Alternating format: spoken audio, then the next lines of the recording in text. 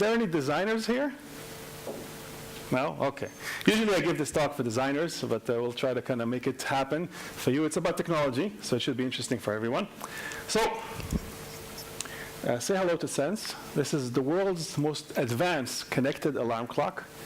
It is a marvel of human engineering and, welcome.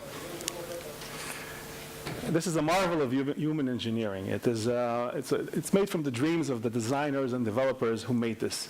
And it's a piece of crap. So let me tell you a story.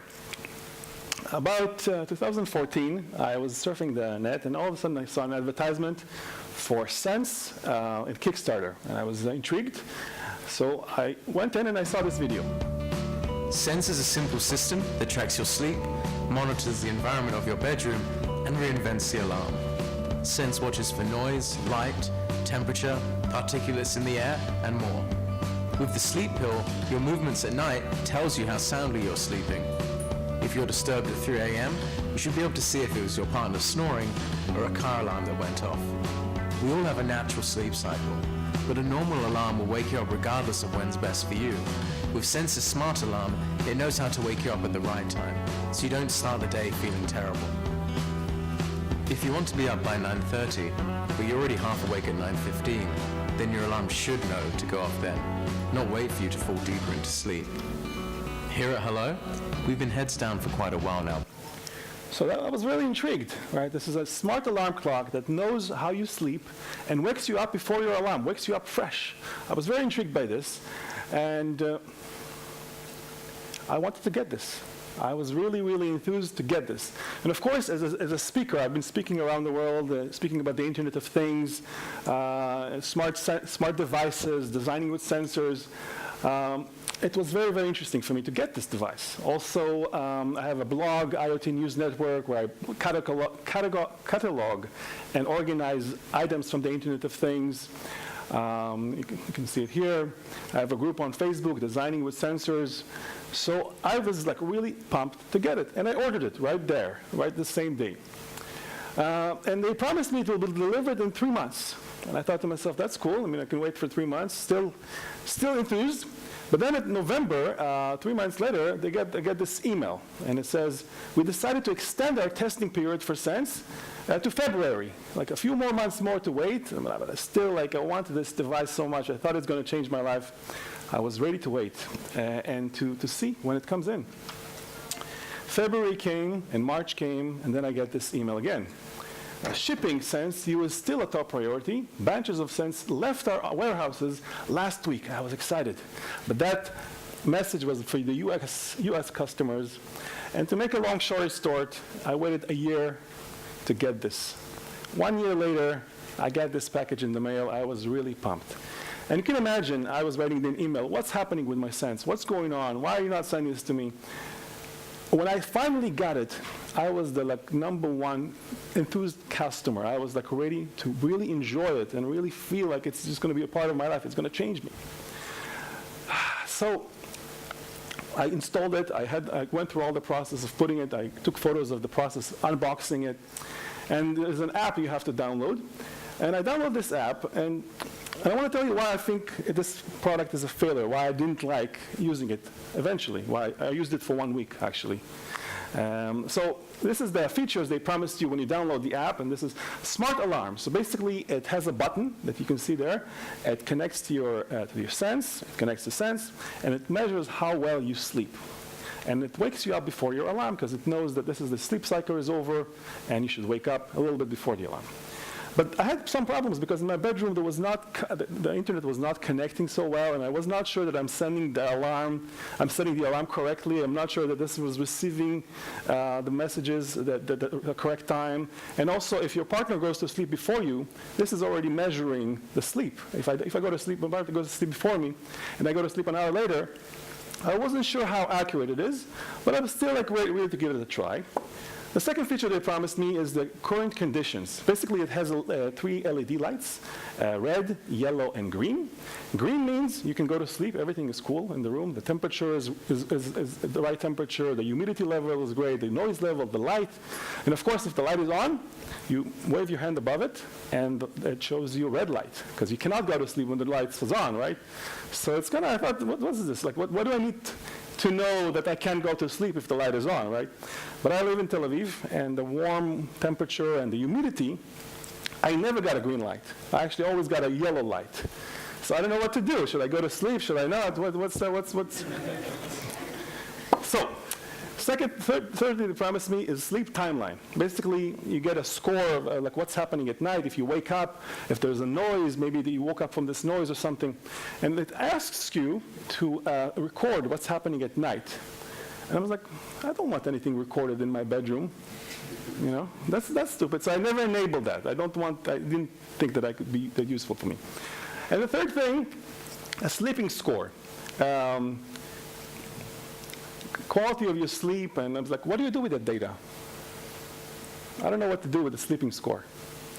So it was a total bust. I was really like, after 1 week of using it, I was like, I don't know why I waited for so long. It was like, I felt horrible. I felt like the elephant was in the room. Like something is, I've been speaking about the Internet of Things, I'm excited, but like, I felt like wrong. I felt like they promised me something, and it was really just stupid. It was not a smart device. The elephant was in the room. And it made me think, is smart dumb? Really? Is smart dumb? What is so smart about smart devices? What's happening? So I was examining, I started to think about this, and I thought, okay, the buzzword is smart homes. So what is so smart about a smart home? And I went onto Google, and I searched for Google images for the smartest home, and I wanted to find a photo. And you see these photos of a smart home, and basically, as you browse through Google Photos, almost every second photo is with icons around the home, like icons and more icons. Icons. I'm like, okay, what do these icons mean? What's smart about the smart home? So, today, once and for all, we're all going to experience what does it mean to have a smart home. And in addition, I called the Smart Home Experience. So, imagine that you have a smart car and you have a smart home. So you are, can you hear me? Yep, okay. So imagine you have a smart home, and you drive home after a long day of work. You drive into your smart driveway when the solar panels shine a light into your eyes. You walk into your house, and as soon as you walk in, the door recognizes you and opens. So you walk into a dark environment. You take another step, the light goes on.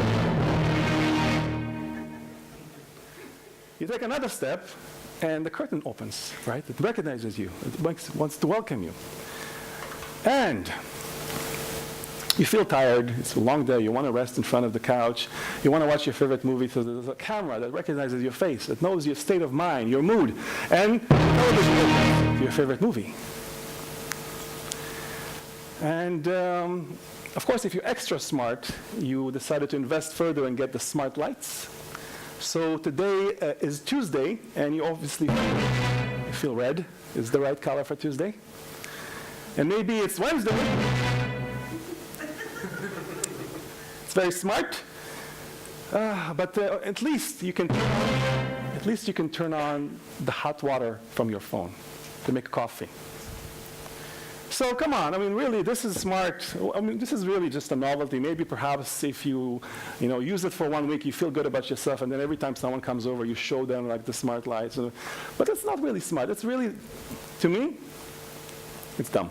And the elephant is in the room, right? It's really makes me think, what is this hype of this Internet of Things? What's going on in this world? So now I'm like very, very suspicious. And everything that I kind of come across, which I thought originally was cool, all of a sudden becomes questionable. So I want to show you some stuff that I kind of came across. And with you, let's see what's smart about smart devices. For example, the smart toothbrush. Does anyone know what to do? What is it like? What's the benefit of a smart tool? Like, it counts how many minutes you brush a day, so you can. I don't know what's this for. The egg minder. You now have a possibility to know how many eggs you have in your fridge from your phone. Very smart. The smart oven. I was excited when I saw the smart oven. I was like, okay, what does it do? What does it do? So I went in online. I was looking for the press release.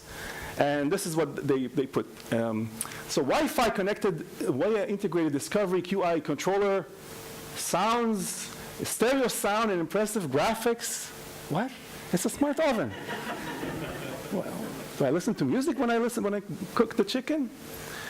So what else? The Genie Can, where basically every time you throw something into the garbage, it scans the barcode, so you can create a shopping list of everything you threw away. Okay. Okay, this one, let me show you a short clip. Smart salt shaker. Open your Smalt app and simply pinch the screen or shake your phone to dispense salt. After all, Smalt is a smart salt dispenser. It's a smart salt dispenser. So every time you need some salt, shake your phone. All right, the people are happy, huh? That's very serious. It was a Kickstarter campaign. Yeah. There's a hype. Okay, so Bluespin. Everything that could be connected will be connected. Bluespin is the first fidget spinner that connects to your smartphone. Download the app. Connect your Bluespin through Bluetooth and start playing. Yes. Finally. Find friends. So, I mean, and then there's this device, which...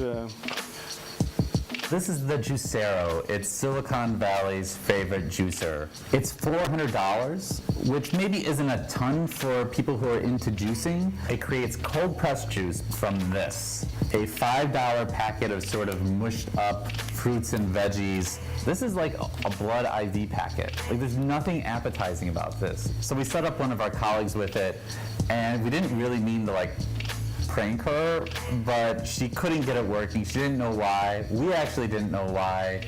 And that's when it dawned on us, this thing connects to the internet. So we finally get it connected to the internet. We put in the packets, and it still won't work. Why? The packets are expired. Yeah, that's right. All of the packets are scanned and checked whether or not they've expired in the cloud, and if they have, it's not like a carton of milk that you can drink it a day or two late.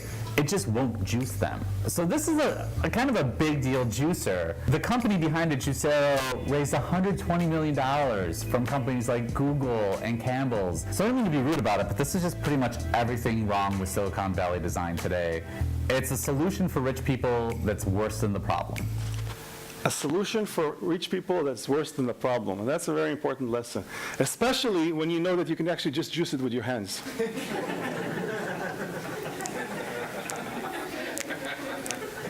And of course, the connected toaster. You now can see on your phone when your bread will be, the toast will be ready. And this thing. So this thing, I was really excited because when I saw this, I got to say something to the marketing team of these people because when I saw this video, I wanted this thing.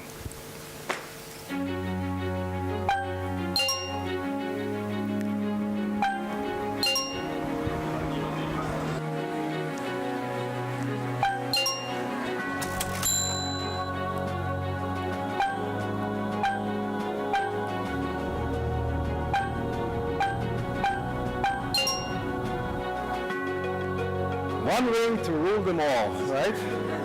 Ring is a wearable. But the thing is, it's a very big hunk of metal that if you put on your finger, unless you don't have really large fingers, it's going to fall, and it's really big. So that's the first complaint people had with this.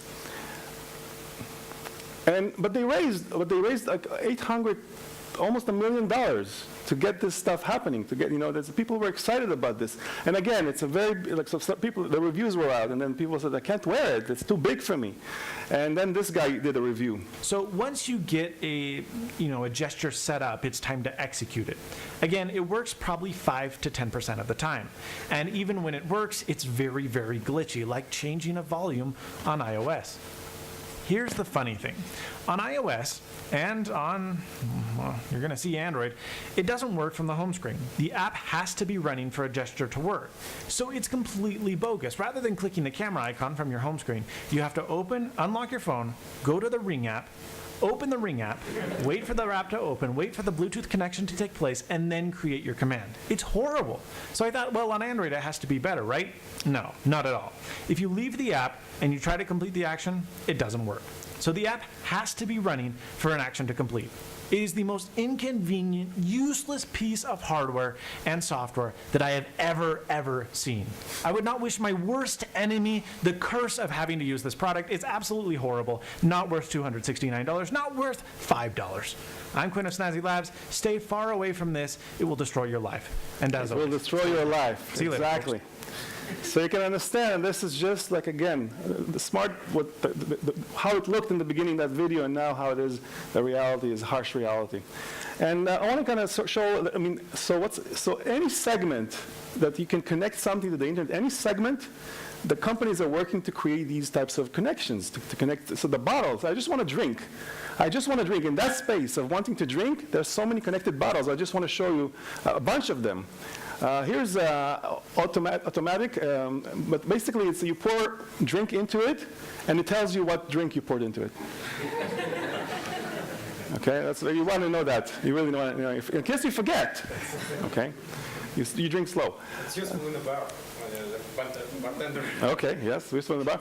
Thermos, a very known company. Thermos connected hydration bottle with smart lid ensures that you're ready to take on whatever the day ahead will bring. Getting started is easy. Simply wake up your connected lid using the USB charger. You just want to drink. The Thermos Smart Lid app will automatically connect to it.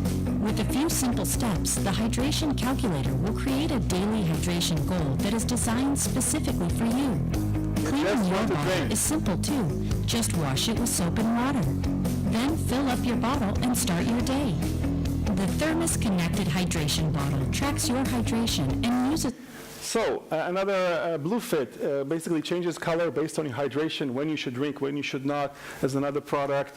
And this product from China. 对，咕噜噜水精灵开口，与你语音互动。I'm Minji. Thanks for helping me save emails. That's funny. 有趣的内容让咕噜噜的可玩性和互动性大大增强。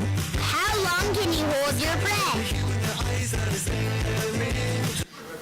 What could go wrong? So you see, there's a lot of, so it's very funny. It's very funny, all these things, but it's not cool. It's not cool at all because we are consuming these things and we are actually developing these things. And I think what's happening today, there's a gold rush. Every company is thinking, we have a product, let's connect it to the internet, let's see if people buy it, let's see what happens with it. But it's not cool because, so basically, everything old is new again. And what I'm trying to get to is that, like, the reason it's happening, why it's happening now, or how I explain this to you, is that in the past, technology was not so readily available. Like, you had to think about something, you had to do research in academia, you had to invent things, and it took time for it to mature. But right now, technology is so available, you can just slap Wi-Fi on something and think if it could be successful, but it doesn't mature. And what's happening now is that we're seeing all these products, but not in maturity.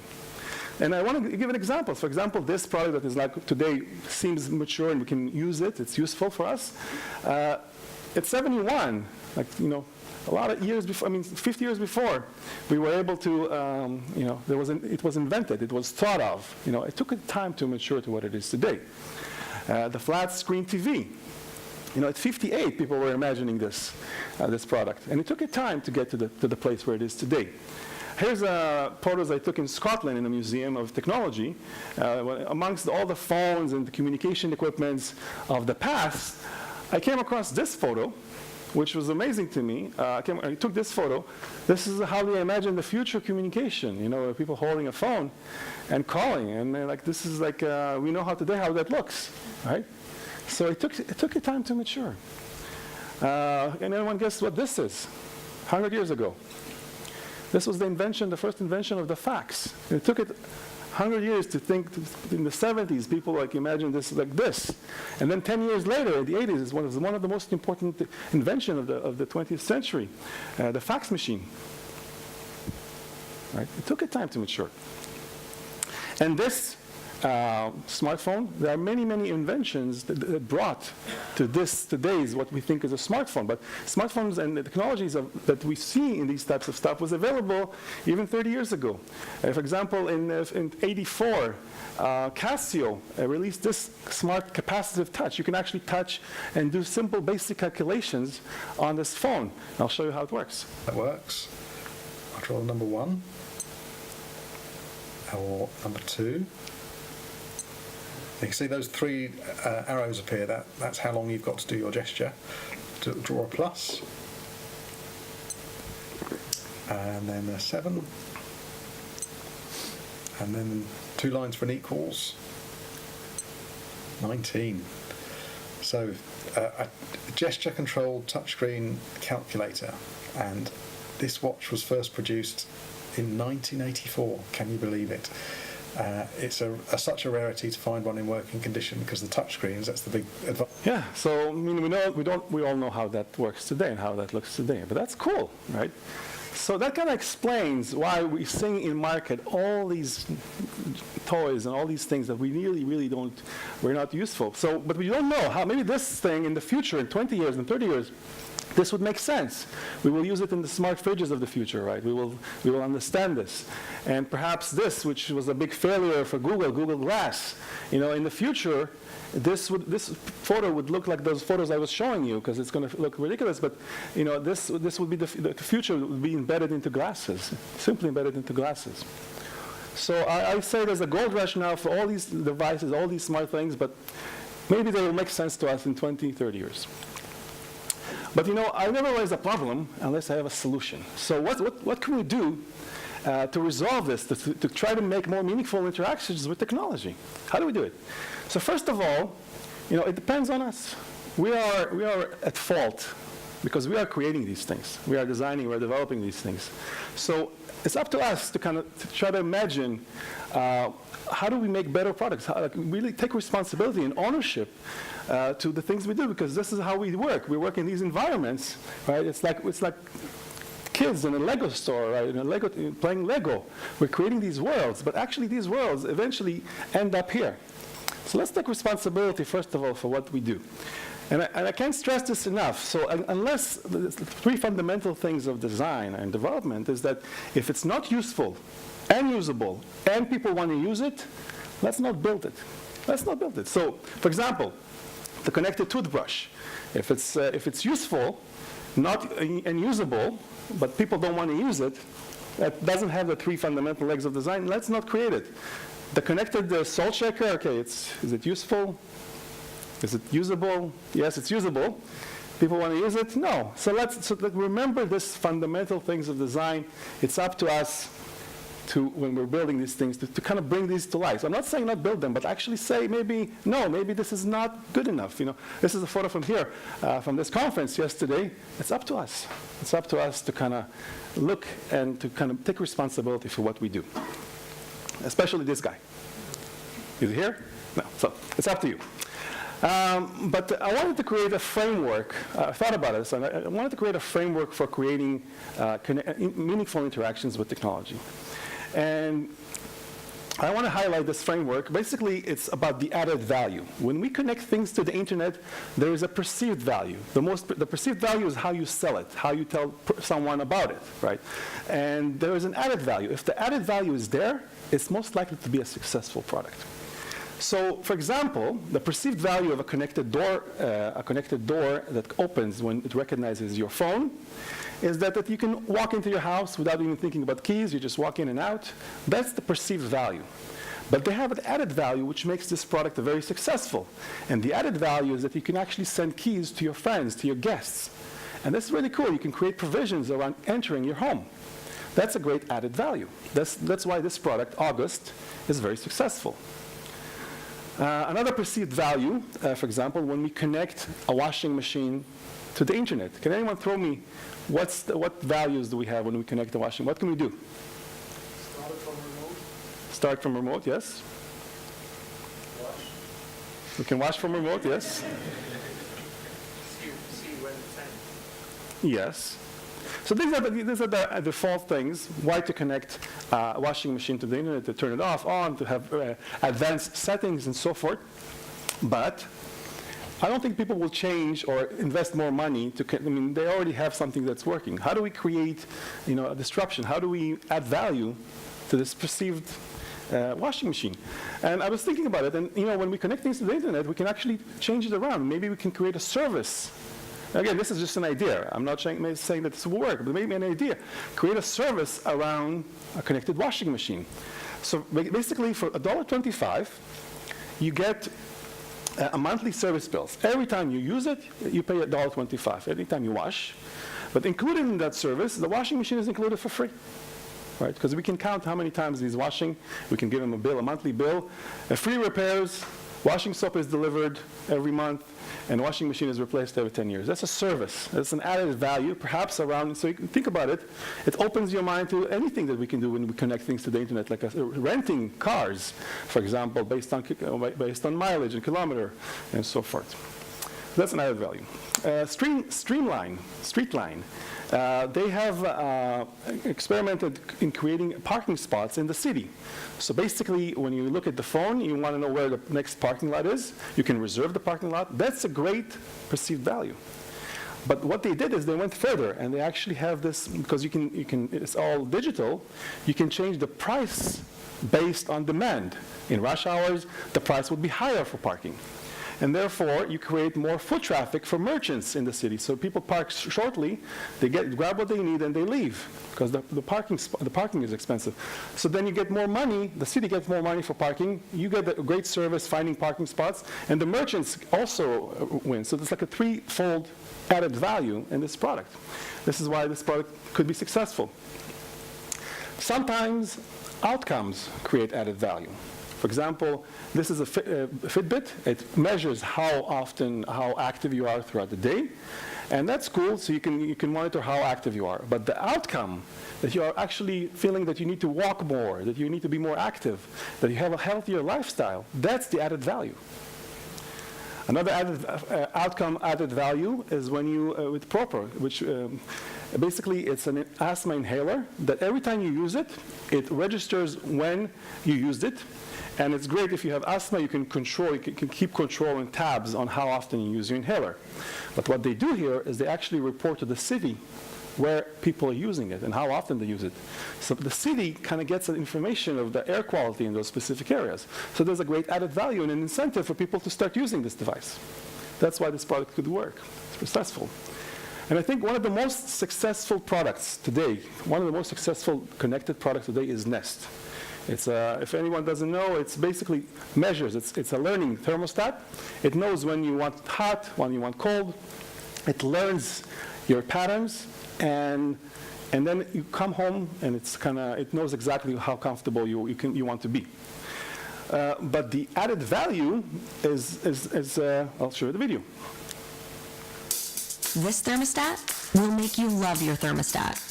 It's in millions of homes around the world.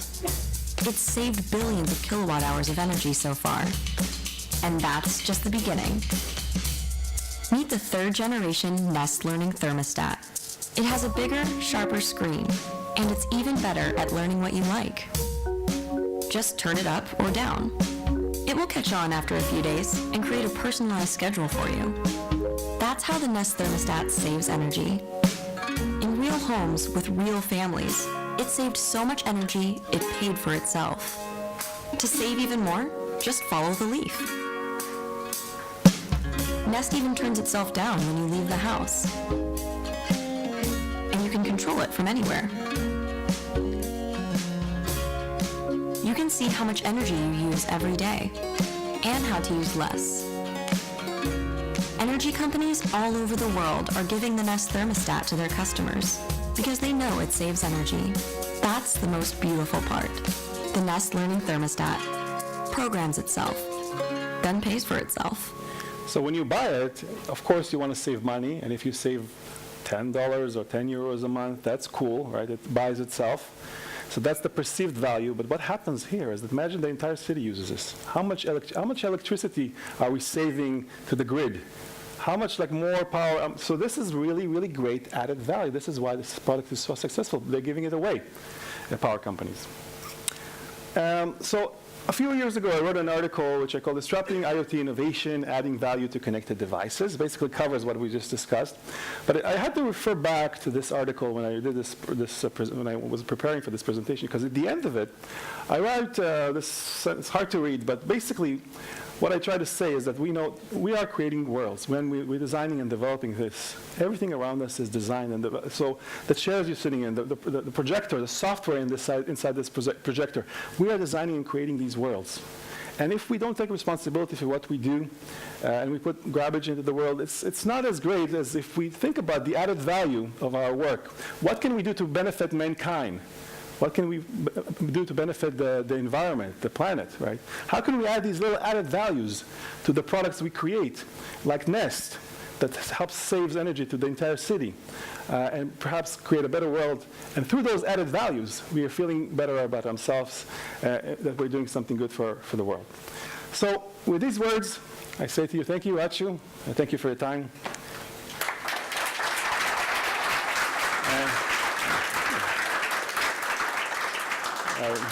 There's time, so if you have questions or if you want to say something or... Do you actually use something in your home? Those smart things? I have nothing that is smart, no. No.